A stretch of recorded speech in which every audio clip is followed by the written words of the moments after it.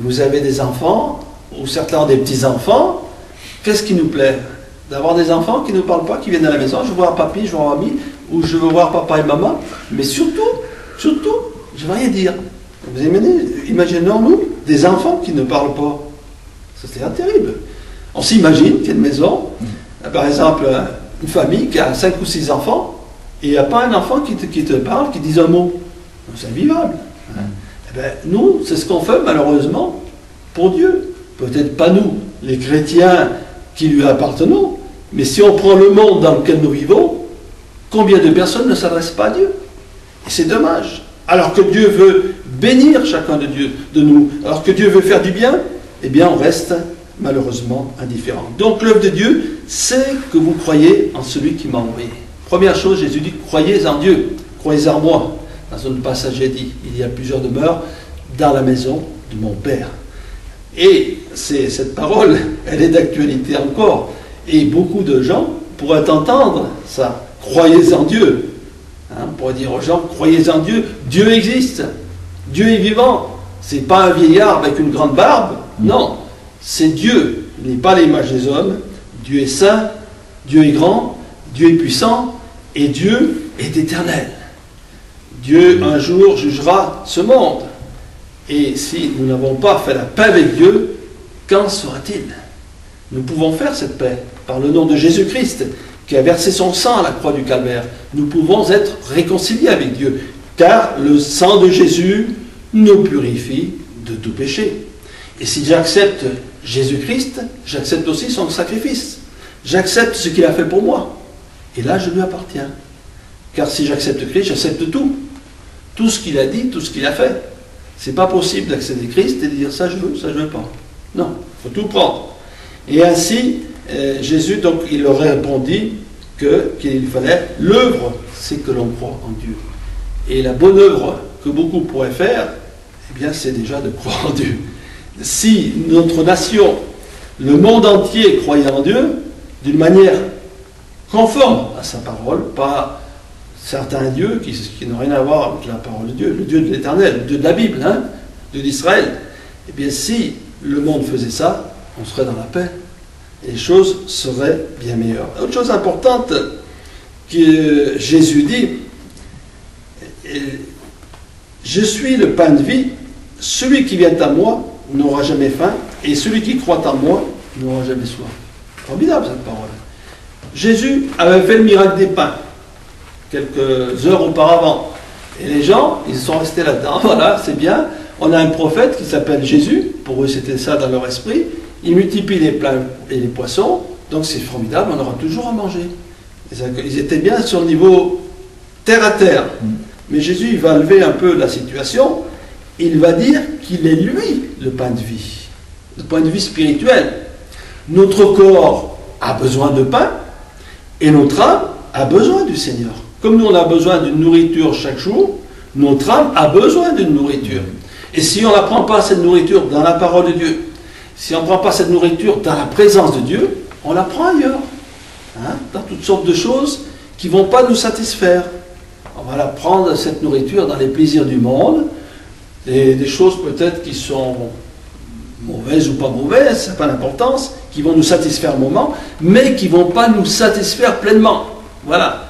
Notre cœur, notre âme a besoin de la présence de Dieu. Notre âme a besoin de la parole de Dieu. Notre âme a besoin de la présence de Jésus-Christ. Et Jésus, il est ce pain de vie.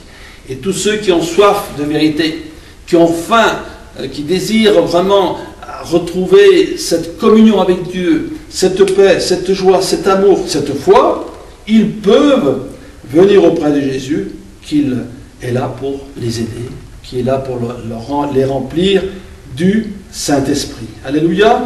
Jésus donc est le pain de vie. Un autre texte que nous avons lu, un autre verset qui a toute son importance, c'est dans Jean 6, verset 40. La volonté de mon Père, c'est que quiconque voit le Fils et croit en lui ait la vie éternelle, et je le ressusciterai au dernier jour. Jésus, un jour, alors qu'il parlait, il enseignait, on lui dit, tes frères et tes sœurs, ta mère sont dehors, ils t'appellent. Et lui, se tournant vers ses disciples et ceux qui étaient attachés à lui, lui dit, voilà, mon frère, ma mère, mes sœurs, c'est ceux qui font la volonté de mon Père. Très important, ce que Jésus enseigne, il y a la volonté de Dieu pour nous et la volonté de nous pour Dieu. La volonté de Dieu pour nous, laquelle est-elle? Il y a plusieurs textes de la parole de Dieu qui vont nous le montrer. Dieu a des projets de paix et non de malheur, afin de nous donner un avenir et de l'espérance. C'est une parole du prophète Jérémie.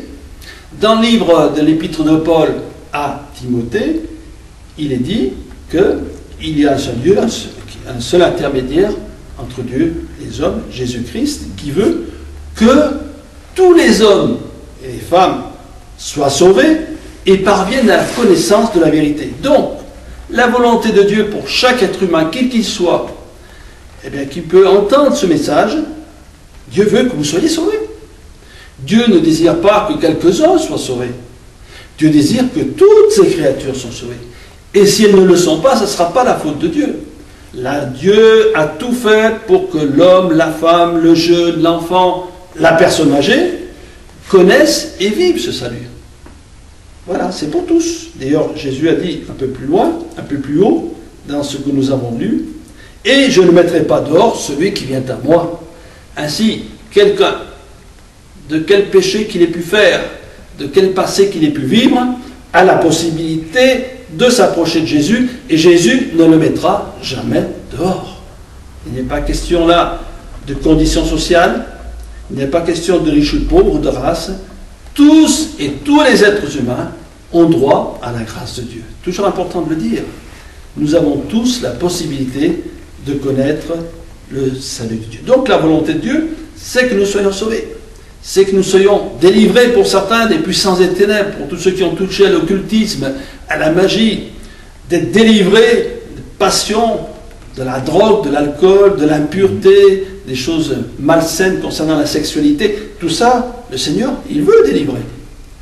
Dieu veut nous rendre une nature saine et une nature sainte. Il veut faire d'un homme et d'une femme qui étaient plongés dans le péché, un homme et une femme qui a une vie saine et une vie sainte. Et le Seigneur est tout à fait capable de faire cela, car c'est Dieu, ne l'oublions pas. Dieu n'est pas un homme. Quelle différence? Dieu est éternel, Dieu est omniprésent et omnipuissant, il est capable de nous entendre ici, et au Brésil, au Portugal, au Pérou, de nous entendre, d'entendre tous ceux qui sont aussi dans ces pays-là, et qui invoquent le Seigneur. Il est aussi capable de connaître chacune de nos vies. Il connaît nos pensées, nos paroles et nos actes, très importants. Je répète, il connaît nos pensées, nos paroles et nos actes. Et ça devrait nous faire réfléchir. Et tous ceux qui sont très fiers de dire qu'ils ne croient pas en Dieu, quand c'est le moment de la mort, ils ont peur de la mort. Alors je me pose la question, si Dieu n'existe pas, pourquoi avoir peur de la mort? Puisqu'ils disent que Dieu n'existe pas. Mais quand c'est le moment de savoir qu'on passera devant Dieu, ceux qui l'ont rejeté depuis longtemps commencent à se poser des questions. Heureusement, et même si c'est quelqu'un qui toute sa vie a rejeté Dieu, le fait qu'il veut s'approcher au dernier moment, Dieu ne le rejettera pas. Mais il vaut mieux le connaître avant. Donc la volonté de Dieu, c'est de transformer notre vie, c'est de nous permettre d'être avec lui dans le ciel. Quelle glorieuse espérance ont les chrétiens. Ils ont déjà la possibilité aujourd'hui de goûter au pardon, de goûter au salut de Jésus-Christ, d'être aidés dans leurs problèmes de santé, dans leurs besoins de chaque jour, d'être, on peut dire, relevés pour tous ceux, je pense, tous ceux qui sont en dépression. Il y a beaucoup de gens qui sont en dépression. Et Dieu peut leur redonner la joie, il peut leur donner la tristesse, il peut vraiment on peut dire, les soulever, les arracher à ces pensées morbides, malheureusement, qui entraînent les uns les autres dans cette dépression-là, pour les établir dans la paix, l'amour et la joie. Et si nous le disons, c'est que la parole de Dieu le dit, mais aussi, nous le voyons de nos yeux, d'hommes et de femmes qui, en acceptant Jésus-Christ, ont eu leur vie changée et transformée. Alléluia!